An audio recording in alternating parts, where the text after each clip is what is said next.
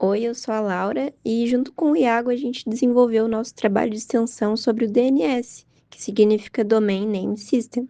A gente escolheu esse tema porque, apesar do DNS estar presente em praticamente toda a navegação na internet, muitas vezes ele funciona de forma invisível para o usuário e poucas pessoas sabem qual é o seu papel realmente. Então, ao longo da apresentação, a gente vai explicar de forma simples e prática o que é o DNS, como ele funciona, qual a importância dele para a comunicação na internet e o que acontece nos bastidores toda vez que a gente acessa um site ou utiliza um serviço online. A gente também vai utilizar alguns exemplos e analogias para tornar esse processo mais fácil de visualizar e entender. Olá pessoal, o meu nome é Iago e hoje eu vou apresentar o funcionamento do DNS, o Domain Name System, ou Sistema de Nomes de Domínio. Antes de entender o que ele faz, pense na seguinte situação. Você provavelmente sabe o número de telefone de poucas pessoas de cabeça. Normalmente salvamos os contatos pelo nome, como mãe, João ou Maria, e o celular encontra automaticamente o número correspondente. O DNS funciona exatamente dessa forma na internet. Nós digitamos nomes fáceis de lembrar, como www.google.com ou www.udesk.br, mas os computadores se comunicam utilizando endereços IP, que são sequências de números, como por exemplo 142.250.190.78. Seria praticamente impossível decorar o endereço IP de todos os sites que usamos diariamente. Imaginem ter que memorizar dezenas ou centenas de sequências numéricas apenas para acessar redes sociais, vídeos ou ambientes virtuais da faculdade. O acesso do DNS, o papel do DNS é justamente traduzir os nomes que os humanos entendem para os endereços IP que os computadores utilizam. Segundo Kurose, o DNS é uma aplicação da camada de aplicação e utiliza uma arquitetura distribuída e hierárquica. Mas por que distribuído? Imagine se existisse apenas um único computador responsável por armazenar os endereços de todos os sites do mundo. Esse servidor teria que responder bilhões de consultas diariamente. E se falhasse, a internet inteira praticamente pararia de funcionar, porque todos seriam dependentes dele. Por isso, o DNS é distribuído entre milhares de servidores espalhados pelo mundo. Além disso, é organizado de forma hierárquica, semelhante a uma árvore genealógica ou a um organograma de uma empresa. No topo da hierarquia estão os servidores raiz, chamados de root servers. Eles funcionam como grande balcão de informações. Eles normalmente não sabem a resposta final, mas sabem para onde encaminhar a consulta. Logo após, temos os servidores TLD, que significa Top Level Domain.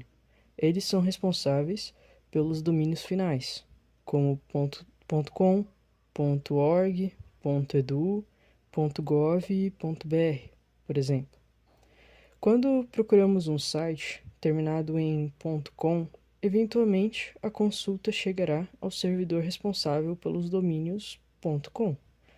Abaixo deles estão os servidores autoritativos. Esses servidores são os que realmente possuem a resposta definitiva sobre determinado domínio.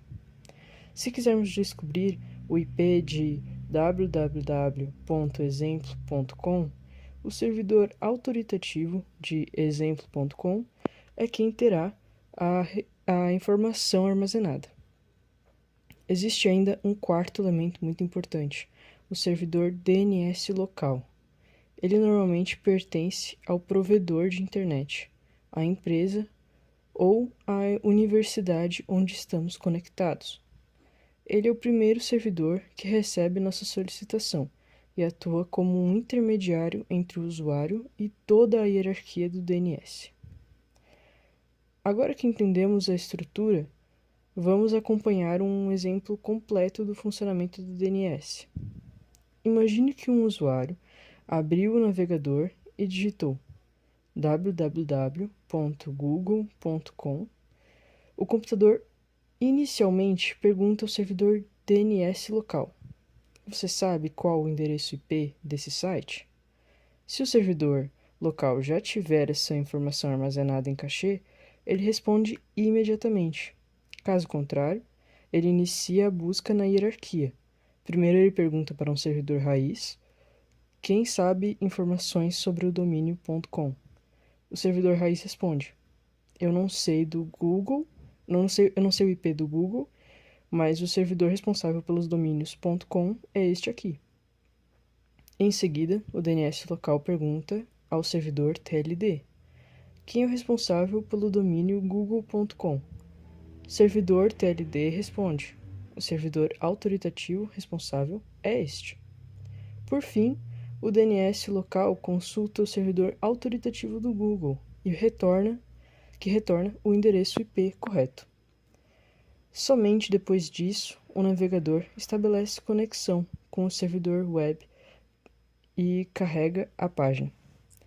Uma analogia bastante utilizada é imaginar que estamos procurando o telefone de uma pessoa em uma cidade desconhecida. Primeiro perguntamos na prefeitura qual bairro devemos procurar. Depois perguntamos no bairro qual rua devemos procurar. Por fim, encontramos a casa correta e obtemos a informação desejada. O DNS funciona de maneira muito parecida, refinando a busca passo a passo. Outro conceito importante é apresentado por Kurose. É a diferença entre consultas recursivas e iterativas.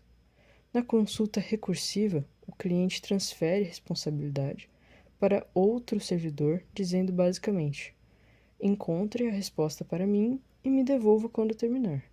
E na consulta iterativa, cada servidor apenas informa qual é o próximo passo da busca. Seria como perguntar direções na rua. Eu não sei onde fica esse endereço, mas pergunte naquela outra pessoa. Na prática, o DNS utiliza uma combinação desses dois métodos. Outro recurso fundamental, seria o cachê DNS. Sempre que um servidor obtém uma resposta, ele pode armazená-la por um determinado período. Isso evita repetir buscas desnecessárias e acelera muito a navegação. É por isso que, muitas vezes, um site abre quase instantaneamente na segunda vez que acessamos. Por isso, por fim, o DNS trabalha com registros chamados Resource Records. Os principais são: registro A, associa um nome a um endereço IPv4. Registros AAA, associa um nome a um endereço IPv6. Registros NS, informa quais servidores são responsáveis pelo domínio.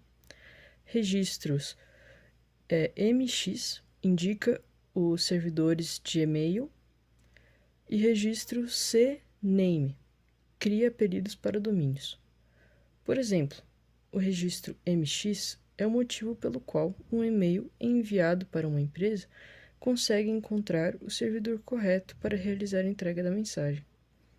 Para concluir, o DNS frequentemente é comparado à lista telefônica da internet. Ele transforma nomes fáceis para pessoas e endereços que os computadores conseguem utilizar. Sua organização distribuída, hierárquica e baseada em cachê permite que bilhões de consultas sejam respondidas diariamente, de forma rápida e confiável. Mesmo funcionando nos bastidores, praticamente toda a navegação da internet depende diretamente do DNS. É isto. Este trabalho foi realizado pelos alunos Iago Lourenço da Rosa e Laura Amante, da disciplina de Redes de Computadores, do curso de Sistemas de Informação, 5º semestre de 2026, e professor da disciplina é Mário Ezequiel Augusto. Referências: nós utilizamos o Kurose, Jim Kurose e Keith Ross, Computer Networking, a Top-Down Approach, a 8ª edição. Muito obrigado pela atenção. Até logo. Esperamos que vocês tenham gostado do vídeo e se tiver alguma dúvida, pode deixar aqui nos comentários que a gente vai estar respondendo assim que possível.